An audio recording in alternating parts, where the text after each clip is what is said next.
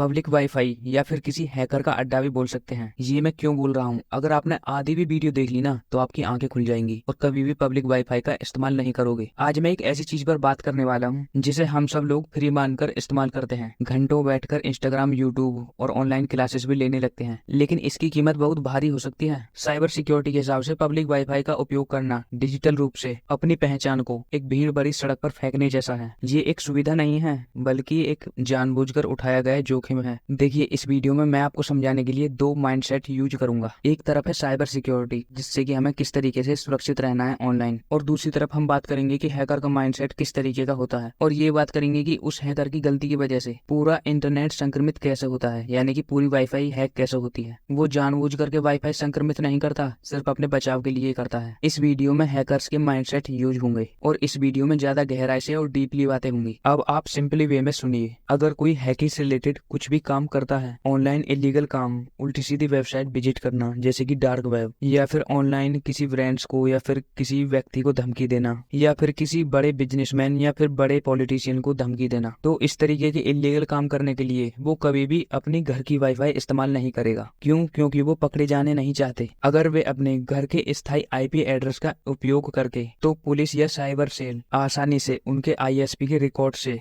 Location निकाल के या ट्रैक करके उनके घर तक पहुंच सकते हैं। इसीलिए ये पब्लिक वाईफाई का इस्तेमाल करते हैं। ये टेंशन फ्री होकर काम करते हैं। अगर वो हैकर किसी दूसरे हैकर की चपेट में आ जाए तो वो ज्यादा से ज्यादा उस इंटरनेट को ही हैक कर पाएगा। अब आप ये सोच रहे होंगे कि उस हैकर की भी तो इन्फॉर्मेशन जानी चाहिए। इन्फॉर्मेशन उसकी नहीं जाएगी बल्कि आपकी जाएगी। पब्लिक वाईफाई में जो इस्तेमाल करते हैं उन लोगों की जाएगी। क्यों? क्योंकि वो कोई इंटरनेट पर गलत गतिविधि करता है, ना तो उसकी पर्सनल ईमेल आईडी होती, ना ही उसके पास पर्सनल मोबाइल नंबर रहता, और ना ही उसका पर्सनल लैपटॉप। उसके बारे में भी मैं आपको आगे वीडियो में बताऊंगा कि वो किस तरीके से इस्तेमाल करते हैं लैपटॉप को, फोन को। और आप जो देखते हो ना मूवीज में और वीडियोस में, हैकर्स ने अपना मुंह छुपाया हुआ है या फिर उन्होंने मास्क पहना हुआ है, ये किसी फैशन के लिए मास्क या मुंह नहीं छुपाते। ये इसलिए छुपाते हैं, चारों तरफ डिवाइस होते हैं, फोन होते हैं, सीसीटीवी कैमरास होते हैं। हैकर कुछ भी हैक कर सकता है।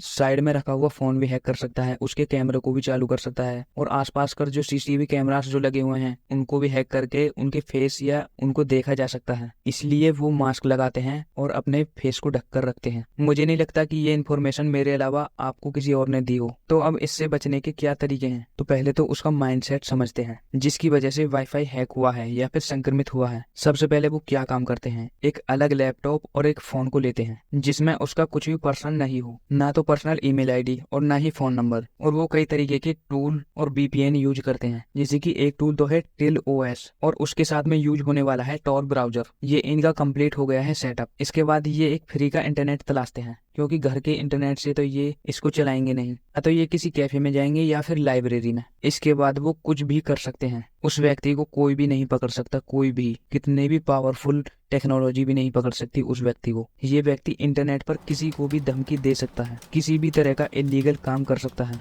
वो एकदम आजाद रहता है, न तो उसके पास कोई नियम है, ना ही कानून है, और ना ही किसी का डर। और मैंने टिल ओएस के बारे में जो बताया था, ये एक पेन ड्राइव से चलता है। अगर अचानक से ये पकड़ा जाता है या इसके पास कोई पुलिस आ जाती है, तो अगर इसने पेन ड्राइव निकाल दी तो इसके सारे सबूत मिट जाएंगे एक तरीके से, और जो इसके अकाउंट और पासवर्ड हैं वो इसके दिमाग के अलावा और कहीं नहीं रहेंगे, सभी जगहों से मिट जाएंगे अगर इसने पेन ड्राइव निकाल दिया तो। और इसको पुलिस या कोई भी नहीं पकड़ सकता। क्यों? क्योंकि किसी के पास भी सबूत नहीं है। और हैकर्स लोग उसी टूल की वजह से सभी वेबसाइटों को विजिट करते हैं, जैसे कि डार्क वेब। और ये व्यक्ति जब किसी हैकर्स की चपेट में आता है तो वो सबसे पहले इसके वाईफाई को हैक करता है, और वाईफाई में जितने भी डिवाइस लगे रहते हैं उनको हैक करने की कोशिश करता है, और जबकि हैक हो भी जाते हैं, लेकिन इस व्यक्ति का कुछ भी नहीं जाता। तो अब आपको कैसे बचना है पब्लिक वाईफाई से? सबसे अच्छा तरीका तो यही है कि पब्लिक वाईफाई का इस्तेमाल कर ही क्यों रहे हो। अब इतने अच्छे अच्छे प्लान आ गए हैं 5G अनलिमिटेड वाले, और मैंने देखा है कि बहुत से लोग पब्लिक वाईफाई पर इतना निर्भर हो जाते हैं कि वो रिचार्ज भी नहीं करते कॉल करने के लिए भी, क्योंकि उनके घर पर भी वाईफाई लगी रहती है, और जब वो लाइब्रेरी जाते हैं या फिर किसी कैफे जाते हैं तो वहां पर भी वाईफाई कनेक्ट रखते हैं। मैं तो कहता हूँ घर के अलावा आप किसी भी वाईफाई पर कनेक्ट ना करें, और अपने घर की वाईफाई को भी और लोगों से कनेक्ट ना करवाएं।